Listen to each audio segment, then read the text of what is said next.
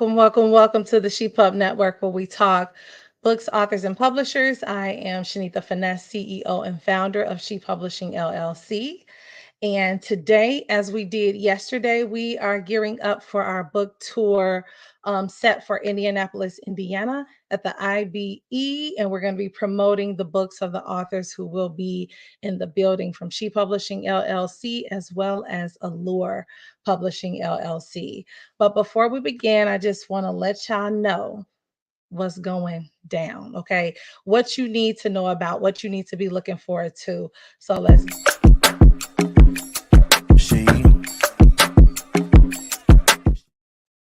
All right. So again, as I mentioned, the IBE Indianapolis, Indiana book tour. These are the authors who are featured from SHE Publishing LLC's roster. We also have a flyer for the Allure roster as well, but and I'll try to pull that up shortly. That will be from June 28th to June 30th. Also, this year, September 14, 2024, from 11 to 3, we have Allure Publishing LLC is going to be presenting their first anniversary sneaker ball brunch. It will be in the Raleigh-Durham area. So we want you guys to come out.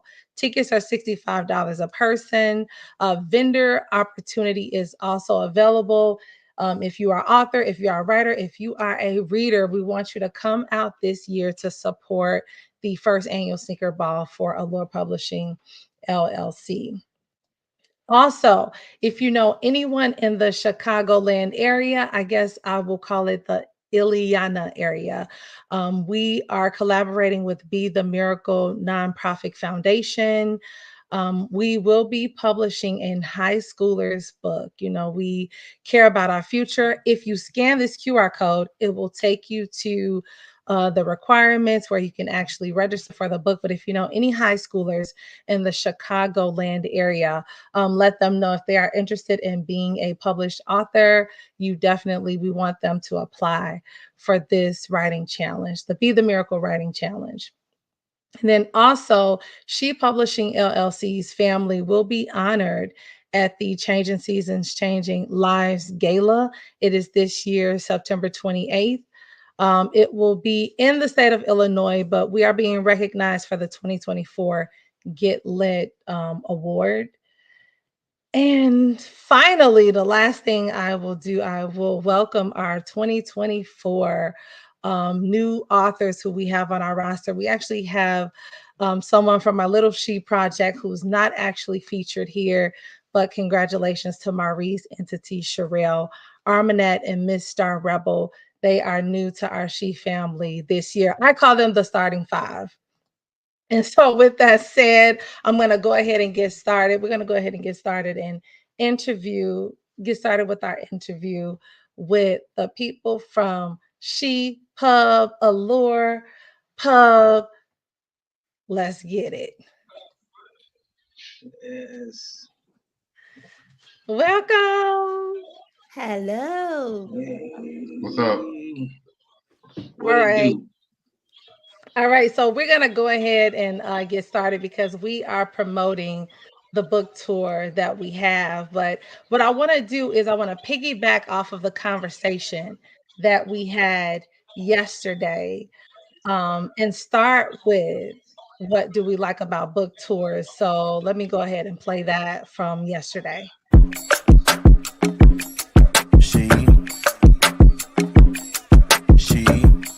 Do you enjoy doing book tours? And if you do, can you tell the viewers why? Yes, I do enjoy doing book tours. One of my main goals is to, with every author, we want to market our book, we want to market our brand, and I want to meet different people and how I can grow as an author. Also, at the same time, I want my book to help people because I really believe that every human being on the face of the earth have a purpose. And I know my purpose is, even though all the things that I went through, I really believe my purpose here is to spread love and to spread hope and show that you can survive anything.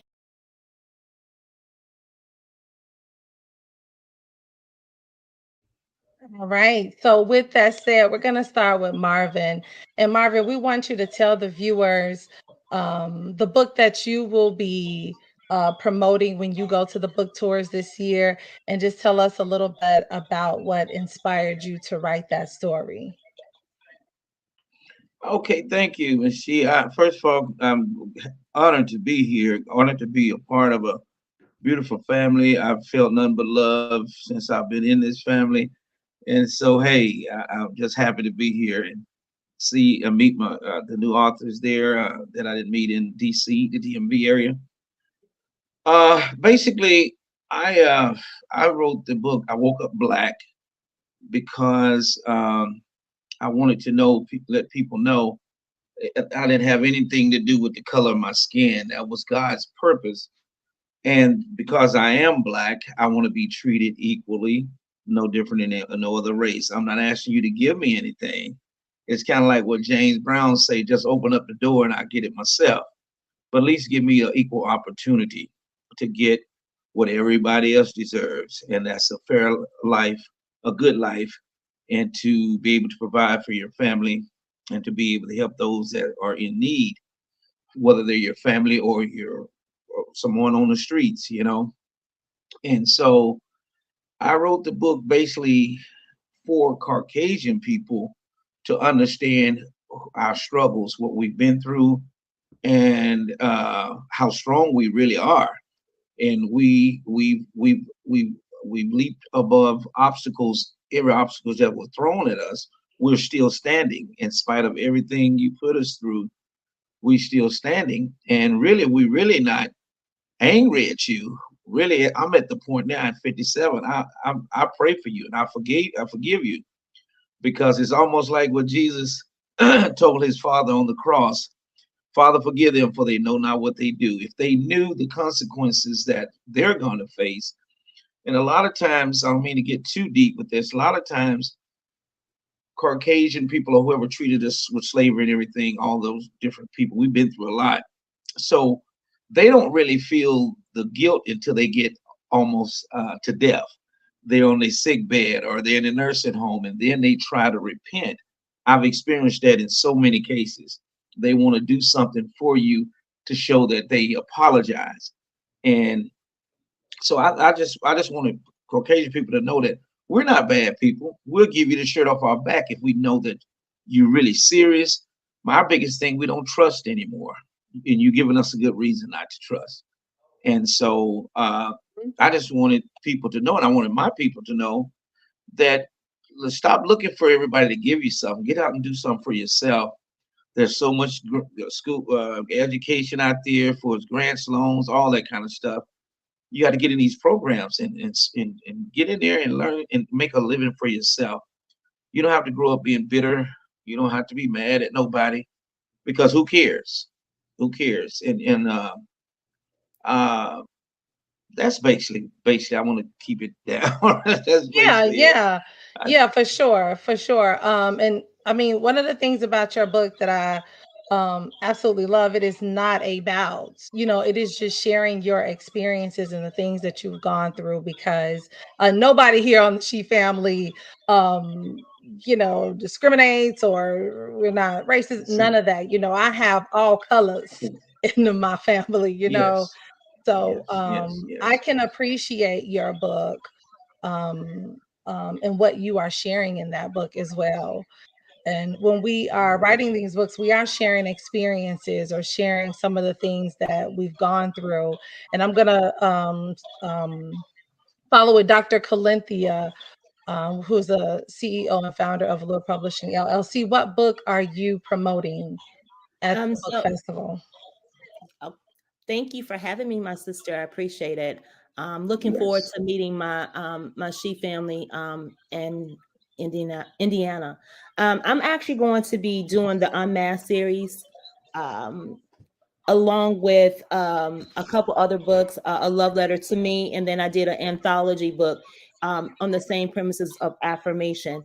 So if we go back, if as far as the Unmasked series is just really a tell about family, about the importance of family, about sisterhood, about being able to come together, whether it's in good times or in bad times. I'm talking about the importance of our elderly, our grandparents in the family unit. We kind of stray away from that now. We don't really talk about the knowledge that we can get from our grandparents. So this book is talks about all of those dynamics of the importance of family. And I stand on it and on the fact that family is so, so important, and that we need to recognize in this time and day and age how family impacts us.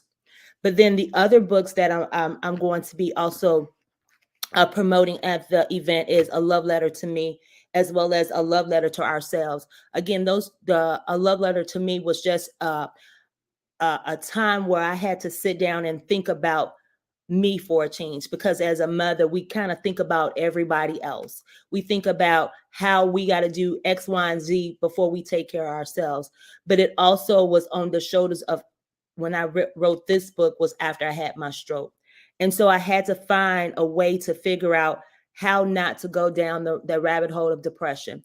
And I did. And so this allowed me to really put things on paper and really understand my purpose of a writer, as a mother, as an entrepreneur, as a sister, as whatever that topic is, or whatever that title was for me at that time. It let me recognize that I am only me, and I can only be accountable for me. And if I don't take care of me, nothing else is going to matter.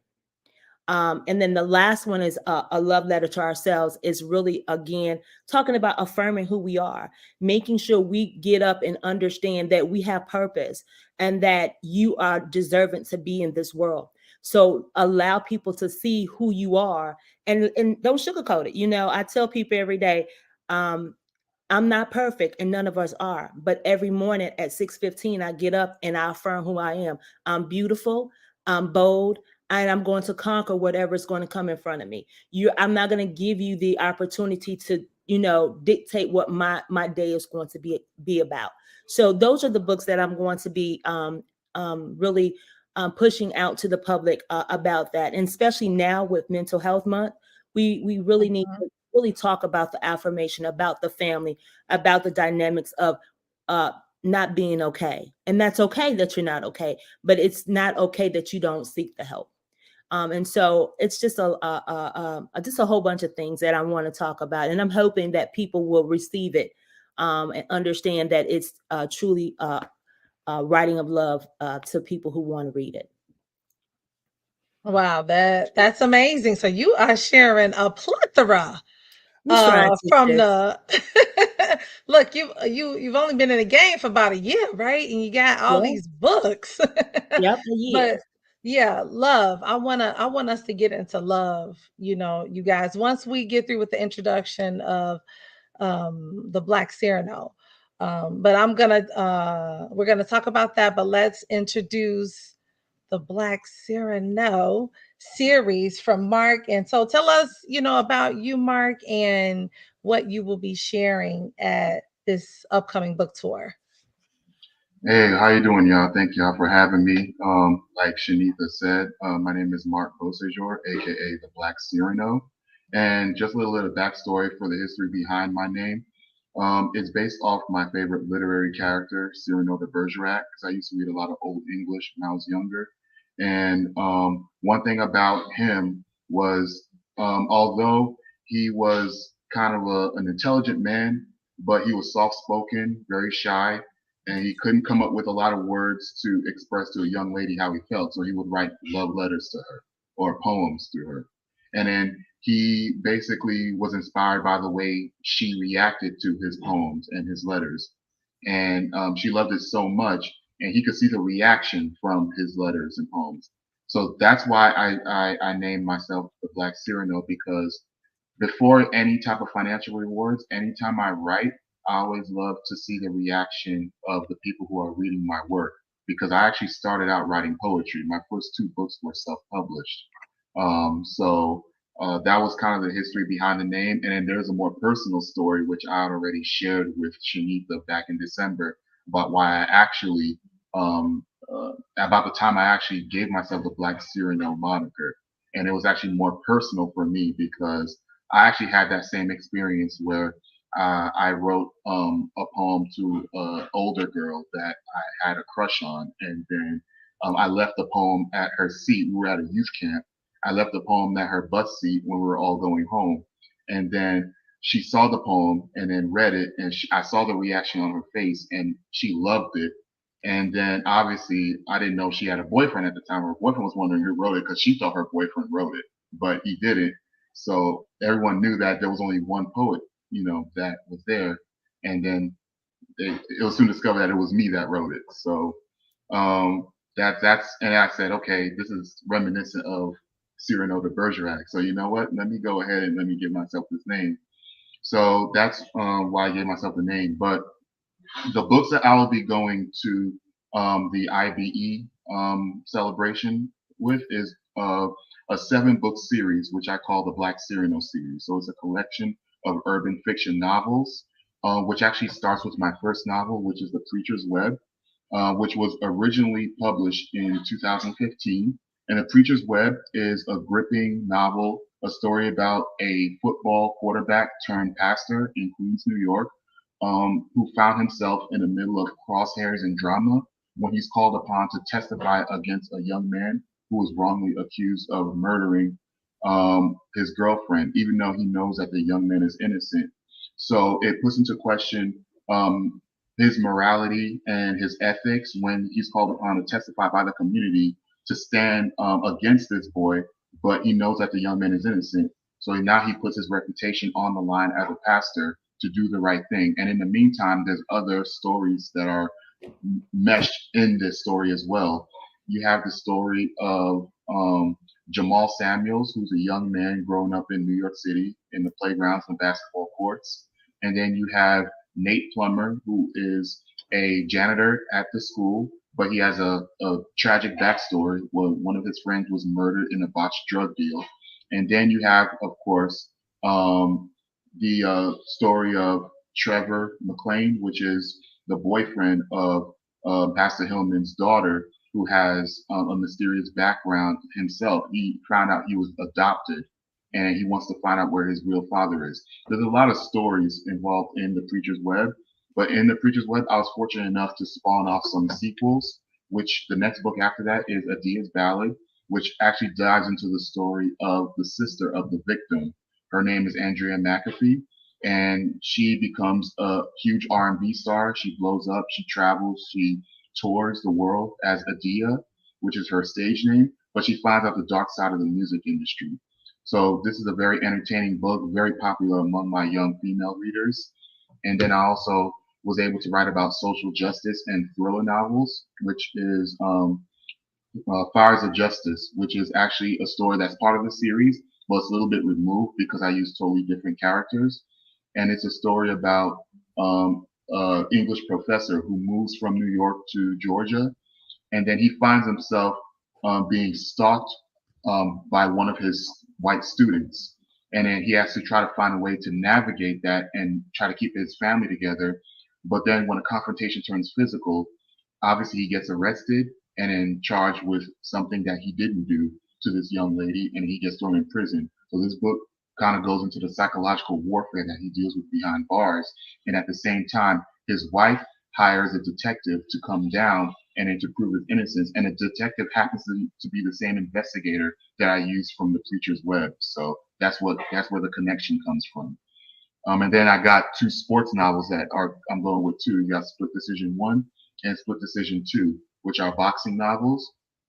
And it's about a boxer who gets involved with a young Latino waitress, and then he's going for the championship.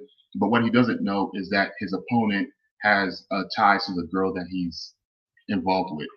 So basically, he's given a quote unquote decision. Hey, throw the fight, and you can keep dating her, or win, and then we're gonna end up killing you. So that's where the title comes into play. And I also made a play on words with split decision. If those of you who are fans of boxing know, when everything comes down to a split decision, it comes down to a final tally of points on who wins a particular match. And then I got Street Retribution, which is the story about one of the gang members who was involved in The Preacher's Web. who actually was one of the convicted murderers, even though he too was innocent.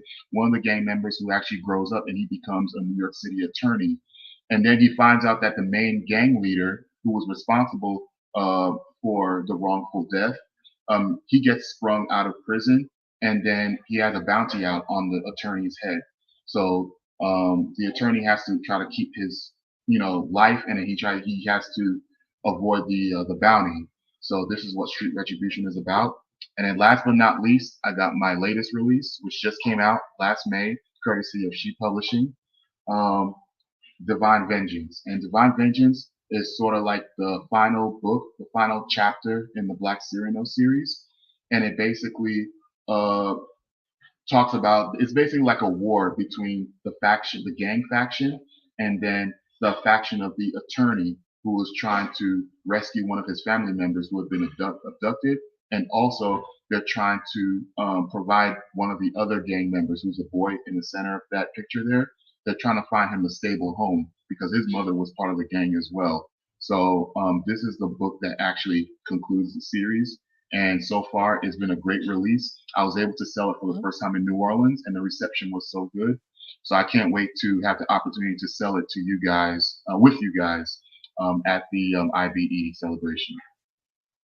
Wow. So I think all of y'all on here today got a number of books that you will be promoting at the Black Book Festival. Even Marvin. Marvin has more than just one book, right, Marvin? You have several other books. Can you enlighten us really quick? And then I'll introduce mine. Yes.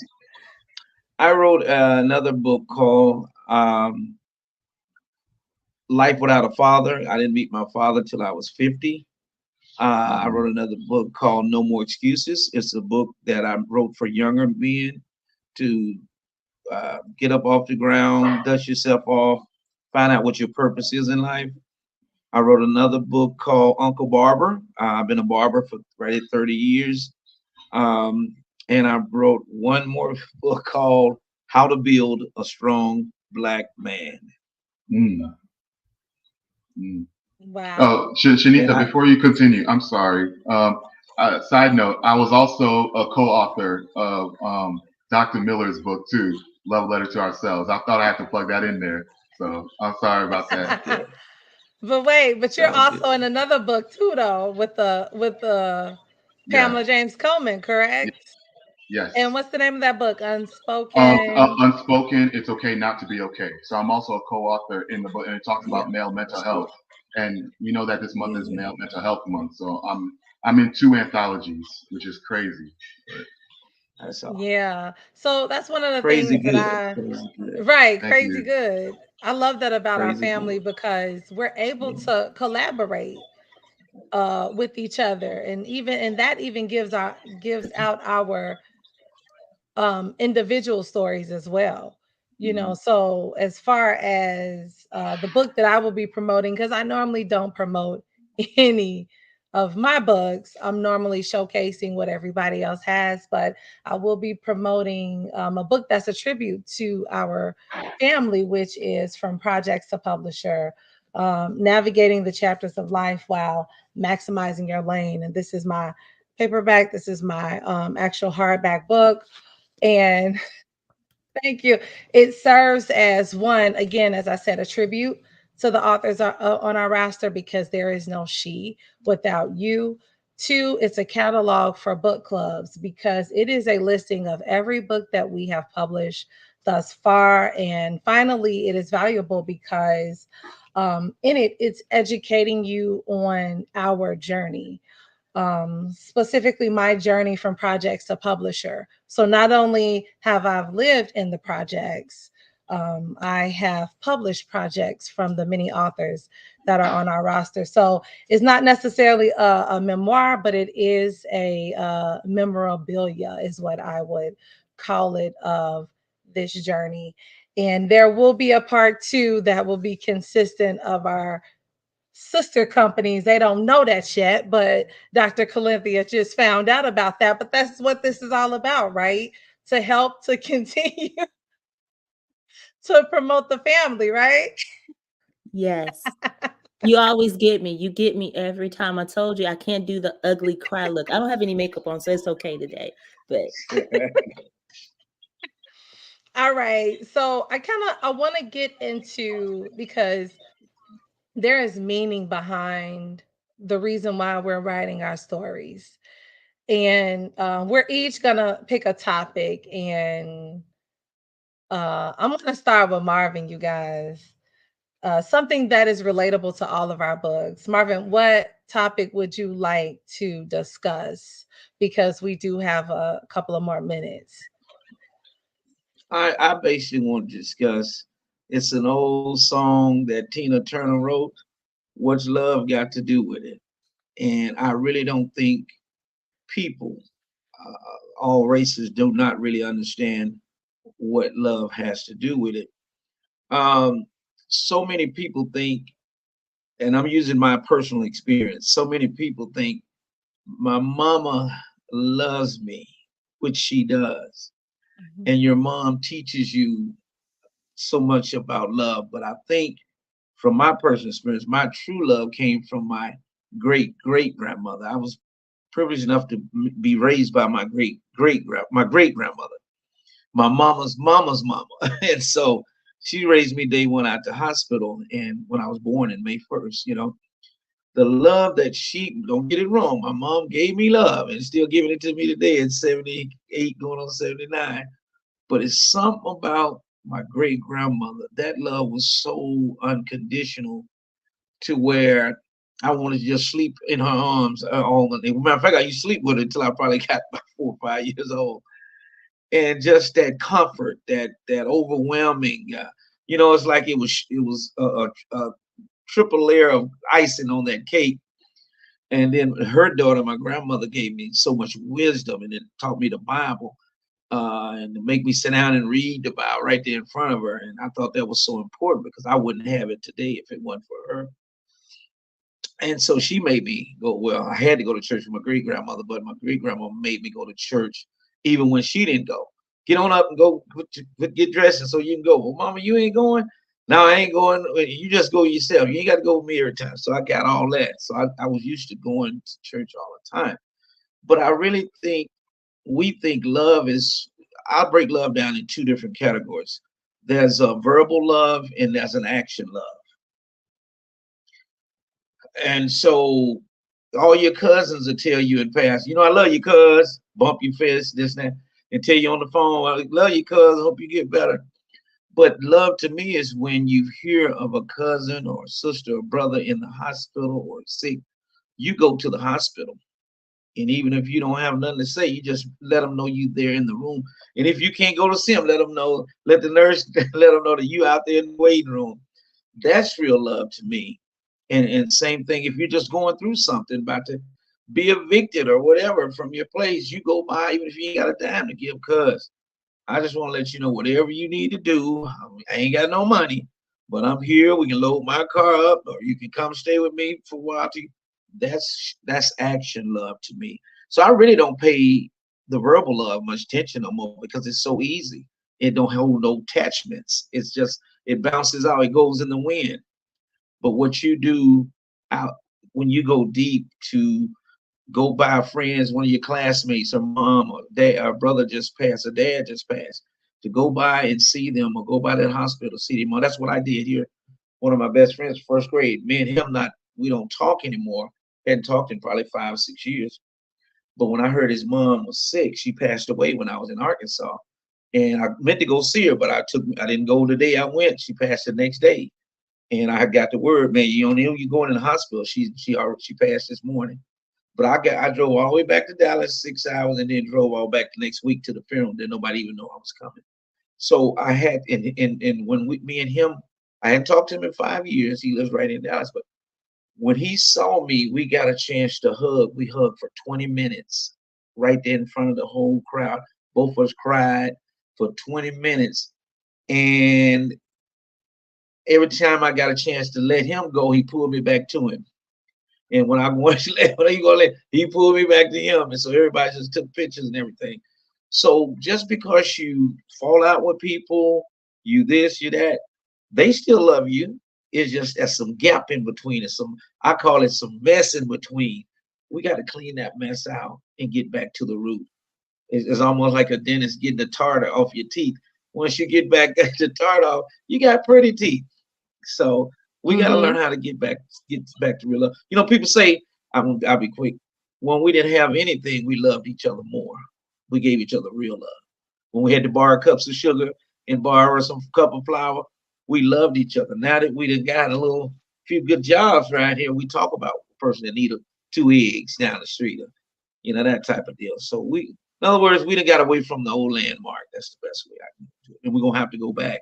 That's what kind of world would this be in the next 10 years, 20 years? Wow. So, Dr. Miller, what you got to say about that? About love? That's a hard way to come behind that. I agree with you, Marvin, totally. I think a lot of times we get caught up in this this physical thing, what you're wearing and what you're driving and how you smell and, you know, all that stuff. We need to kind of, my book is called Unmasked. We need to really tear it down, unmask it all, and let people know truly who you are. And if you truly love me, those materialistical things don't mean absolutely anything.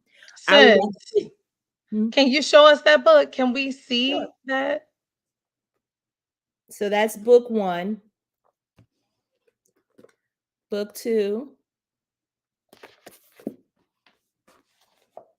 Book 3. And I'm working on book 4. So it's a 7th series as well. But I think we really need to break that down. We need to break the ice and say, hey, I don't need those materialistical things. All I need is you. I need you to be authentic. I need to know who you are. I need to dig deep. And I need you to dig deep to know who you are. Because when you do that, when you dig deep, then the true, authentic person avails itself. And so love, as you say, Marvin, love is an actionable event. It should be that all the time. I shouldn't have to solicit you to say you love me. If you love me, you love me. And you don't have to necessarily say it. It's an actionable account. So I get it. And I want to piggyback off that the grandparent part. In my book, in the Unmasked series, I talk about the grandparents, the importance of having them in the household. I can remember my grandmother was a woman of few words, but when she spoke, you remember that saying, it's like E.F. Hutton, when he talks, everybody listens. She was that type of woman. She was very soft spoken, but when she spoke, everybody listened. But the art of sitting on the front porch, a screened in front porch, listening to her life, is just something that I wish everybody had the opportunity to do, because we miss out on that. The things that are happening to us now is what we're standing on our ancestors' shoulders today. For your grandmother, your great-grandmother, your great-grandfather, we're standing on their shoulders. And all that information that we should have been sitting on the porch listening to, we're pushing them away. They don't know nothing. They old folks, but they do. They know so much that can teach us. So it's so important that we bring them back into the nucleus of the family. They're the center, because they're dispersing all that energy, that information that we need to be grasping. So again, that's another part of the love that we're missing out. And then the other part that I wanted to mention in the form of love is the affirmation of who we are. When we know who we are, the love, the self-love is reflected among everything that you do. So if you love yourself and you love yourself enough, you're going to put it somewhere for people to see it. And that's what I did for myself in my book. I realized that I had been doing so much and taking care about everybody else, but I wasn't taking care of me. So I had to learn how to really, we say, I love myself, but do you really know what that means? And I had to get to a point where I had to be sat down for a few minutes. And I had to realize that in order to love me, I had to peel back the layers of the onion for myself. And I had to dig deep to really understand the core of love for me. And through core of loving me, I'm learning to affirm who I am. And I can stand a little bit more more on solid ground and say, you know what? I might have crust in my eyes and I might be not looking 100%, but guess what? I still love me. And so I want to continue to push that out to the young folks, especially our young men and our young girls, because the world we're living in now is going left. And I really wish that we had more older people in that circle to pull these young people in. Because if I could do it again, if I can bring my grandparents back and be able to sit on that porch at 610 McKinley and listen to those stories, oh my God, it would be so different. So I agree with you, Marvin. Love is key to a lot of things, and we just can't just say it nilly-willy, I love you. You gotta mean it, but you gotta love yourself first to be able to disperse that out to anybody else. True that. Yeah. So, us talking about this love, it is the reason why this company, SHE Publishing, even exists. It was me sitting next to my grandmother's bedside when she was at a rehabilitation facility, and I wanted to hear her story. But I stopped her for whatever reason, because I'm like, Grandma, let's wait till you come back home and feel better. And then I really want to hear the story. And the next time I saw her, she was in hospice and she passed away. So I never had that opportunity to even hear her story. Now, she did write letters, love letters to her children, that I'm able to read and get a glimpse of that story. But that's the reason for this platform, so that that doesn't happen again.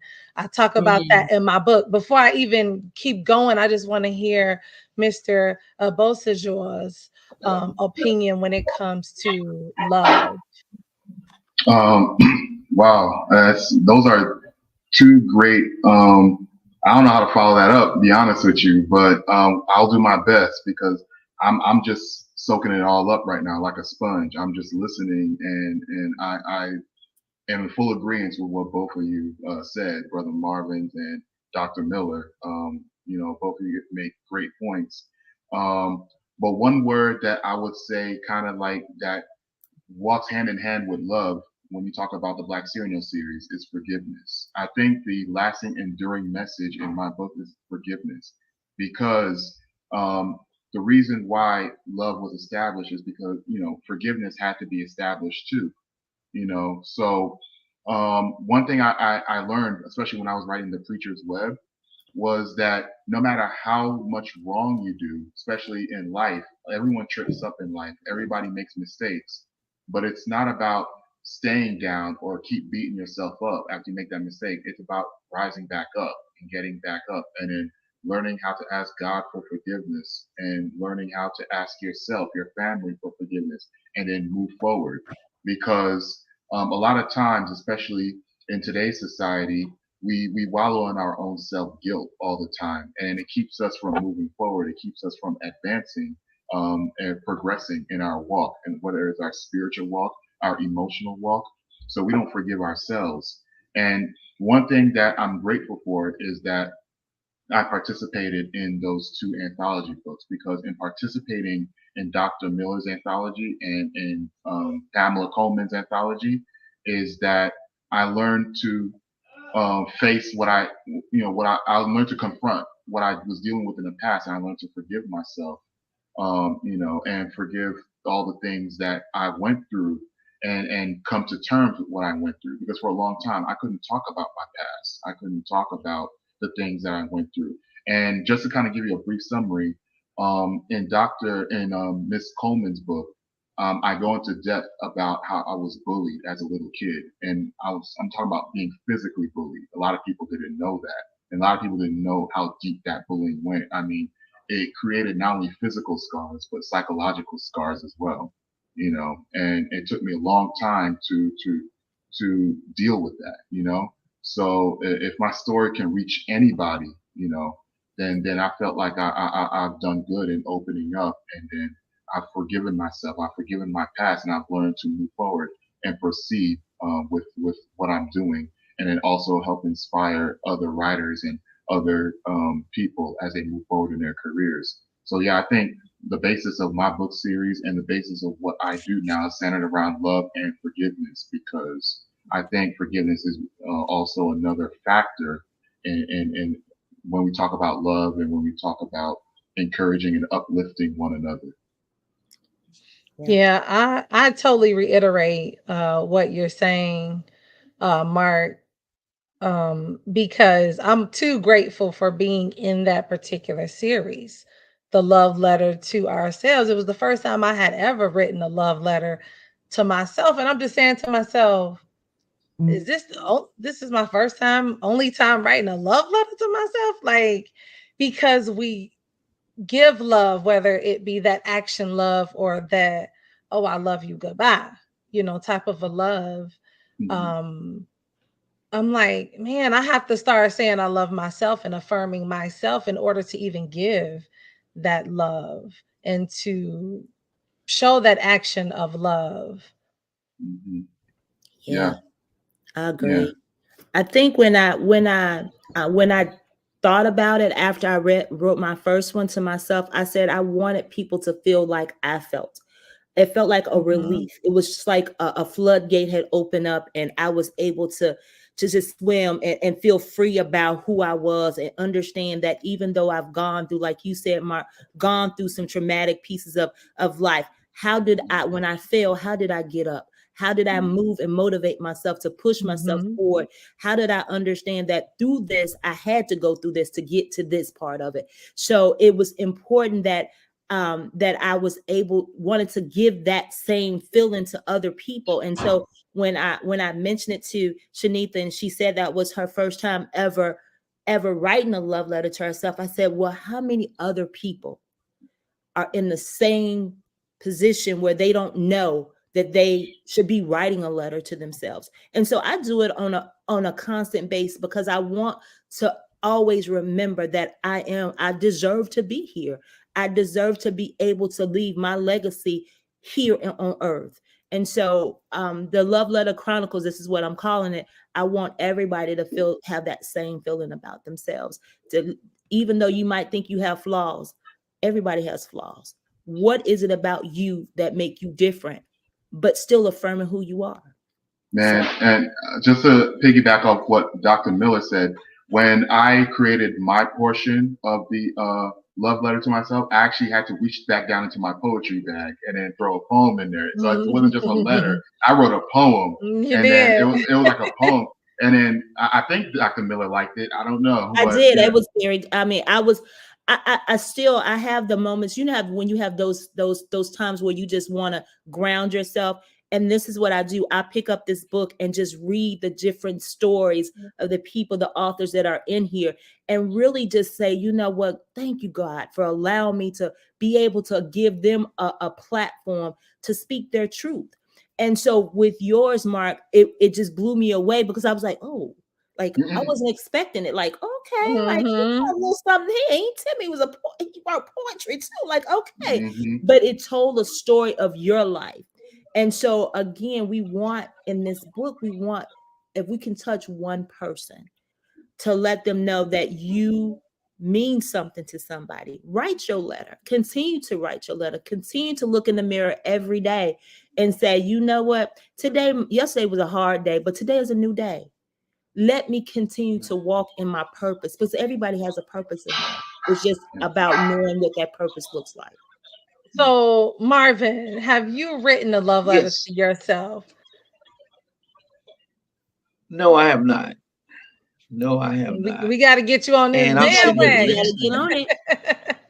Well, I'm Yeah, extending I'm my sitting here invitation to you listening. in this And next one. okay, okay, thank you. And it's funny y'all saying this. I wanted to write a love letter to my mom, and I hadn't got to.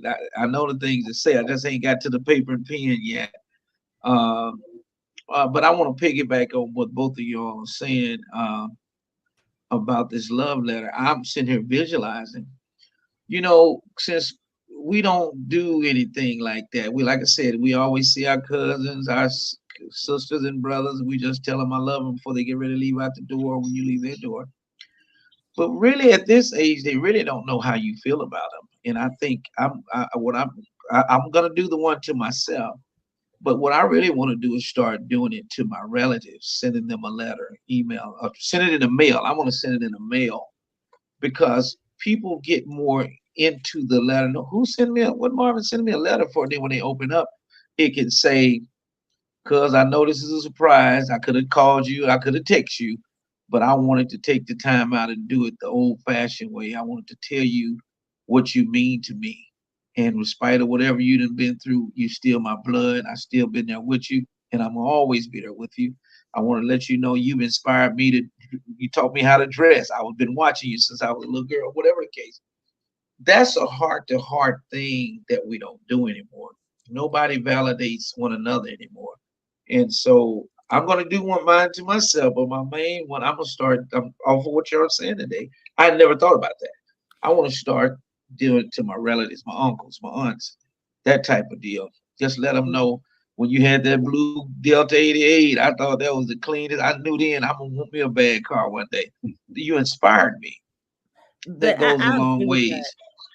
I agree with that, but I Yeah, think too, with you when you say that, I think we have to, in order for us to be able to do that piece of that legwork, we have to validate ourselves first, and that's why I said I had to write my first one, and I had to peel the layers back to understand Calinthia Yvette Miller, not Dr. Calinthia Yvette Miller, but Calinthia Miller. I needed to go back, way back, as they say, way back, and dig deep in order to understand who I was, to validate me. And then once you do that, then you have the opportunity to start writing those letters to those other people to say, hey, you know what? This is X, Y, and Z. And so, yeah, I agree with that, being able, because we are so tech now. We don't know how to not have to pick up the phone and use a cell phone. What did we do when we didn't have cell phones? We called him on the phone or we went to go see him. So it's a different look these days, but I agree. I like that idea to be able to start writing letters to our loved ones, to let them know, even though we might not speak or whatever, here's the letter. You can always go back and read it. I absolutely love that idea. Like this whole conversation has even sparked something more. So somebody doing dishes, but it has sparked even more. So in from projects to publisher, I've actually written a little snippet of a letter to each and every one of you in this book, those who we have published their books. And to point to point what Marvin is saying, I agree. Like the meaningfulness of writing letters to others, letting others know how you feel. My grandmother, when she passed away, next thing you know, these letters popped up to all of her children. And that's beautiful to me. Like, I think I definitely am going to do something like that. I don't know if it's going to be this month, but I will say I will commit to this year of writing a letter to at least one person in my family, mailing it to them so that they can get it. My grandmother actually used to write letters to us and mail them in the mail. And I have some of those letters, and it is absolutely meaningful. So I totally agree with what Marvin is saying, to write some letters to some others. yeah. I like Miss Miller. I'm gonna do mines first. But here's the other thing. Yeah, that the reason I know it because I'm listening and I'm learning. The letter that is written to you that comes to your mail when you go to get to your mailbox and you get it from your uncle or from your auntie or from your cousin or whatever, that's directly for you. That's not a family letter. That's coming from somebody's personal feelings about you. So really, you're gonna want to read that letter 2 or 3 times before you put it in the drawer. Let me see what she said again. Let me get because you get something different out of it. So here's my 2 cents right here. People don't understand. A lot of people don't understand. I didn't either. We go through the Bible even said we're gonna go through trials and tribulations. They ain't say we will, they say we shall. Those tribulations, those stumbling blocks, those stumbling blocks that people throw in your path, it's no different. I call it the weight gym. It's to make you stronger. It's the you're gonna jump over a few. You're gonna get hit by this and that, but you get back up. It's to make you stronger. Because to me, the Bible that I read, God can't use weak people. he needs people that are strong, that endures to the end. He needs people that got a real love for each other and a helping hand, this and that. If I knew right now that I just walked out of the grocery store and Miss Miller or my other family here, they standing out there with 3 little girls or 2 little boys, wishing that saying with a sign saying they don't have no to eat. And I just come out the store and go home and cook some cabbage and baked beans, whatever the case may be. I would feel better giving them that. And even though I don't have any more money, but I'm full off of love. So I'm gonna be all right that night because I saw the face that how well that went for them. They got joy. They put a smile on their face. So I rather go home hungry, knowing that I got tomorrow, and I'm full of love. I'm full of giving. That's my dinner for the evening. That's just the type of person I am. Yeah, so we can literally talk about love all day long. And again, I think it's a Yeah, combination. Yeah, it's a combination of love and forgiveness, as Mark was saying. Like, you have to be able to forgive yourself to move on. So we are definitely coming up on the hour, and we're going to talk about more of this tomorrow, because we are continuing. We are marketing us being at the different book tours that we will be a part of. So let's Mark and Dr. Calinthia Miller, because we want the guests to know what we're talking about. If you had any questions, ladies and gentlemen, I am giving away books. I am giving away some of these books as freebies. And then when you get that freebie, you get that book. You might want to buy that same book for someone else. So again, write your question in there, and your name will be put in a raffle so that you can receive a gift giveaway. And we're going to continue this conversation. And I'm sure that Mark and Dr. Calinthia, they're going to give us a hot topic to talk about. So I need y'all to be ready to come with them questions so we can also address them in the chat. So with that being said, do any of you let the guests know where they can purchase your books. And we'll just go around. We'll go ahead and start with Mark. Where can the viewers purchase your books? All right, great. Well, as you all know, my books can all be purchased or ordered at SHE Publishing LLC.com. They're all on the catalog there. And if you go to my social media handles, my Instagram name is Black_Cyrano, and my Facebook page is Mark Beausejour, but I also have a Facebook business page under Black Cyrano too. So if you go to any one of those, the SHE Publishing link, yep, there. The SHE Publishing link is on the bio. Underneath my bio, you'll see the link. It'll take you right to the order page where you can order it right there from the SHE Shop. You can also order my books on Amazon. They're all on Amazon, especially, of course, the new one, Divine Vengeance, now on Amazon now as well. And then BarnesandNoble.com and Walmart.com. You can go to those retailers and you can buy any of the Black Cyrano series novels. And don't worry about which one to start first, because really you could read any of them and there's no specific order, because I try to summarize what happened in the last book in each book that I write. So, whichever one kind of piques your interest, definitely, get yourself a copy, and it'll be one of the best investments you made as a reader and as a novel fan. If you're a fan of slow burn fiction, but not just fiction, suspense, thriller, social justice, romance, just basically a melting pot of different stories that will make you experience a whole bed of emotions, then the Black Cyrano series, that's definitely the series for you. So thank you once again for having me on, and I definitely can't wait and hope to see all of you guys at Indianapolis. All right, Dr. Calinthia. So my books are, as Mark said, on the SHE Publishing website as well as Amazon.com, Barnes and Nobles, Books A Million, Walmart, Target. It's also on my website, my publishing website, which is alorepublishing.net. You can buy them from there, from that location as well too. As Mark said, I am looking forward to being able to sit and fellowship with my family here at SHE. It's been a long time. As Marvin said, the last time I saw the family was in DC, which was in February. So I am looking, just eagerly waiting to actually meet some new family members, but also bringing some of my family members as well from the Allure platform that are going to be at the event as well too. So I'm looking forward to all seeing you guys. Quick question: how many authors from Allure Publishing will be there?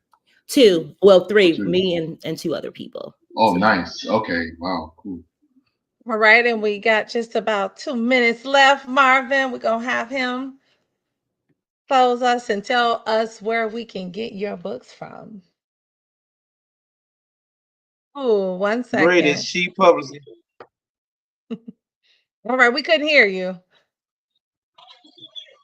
Of course, the greatest publishing company in the world, SHE Publishing. You can get my books there. You can get them on Amazon. You can get them Barnes & Noble, and you can go to marvinobrien.com and get all 5. What a honor and a privilege to be a part of this family. And Ms. All right. Miller, I got your 30 cents when I see you. Now it's gonna be 40 cents because it's gonna be. Oh my God! You know, every day you gotta What's going on?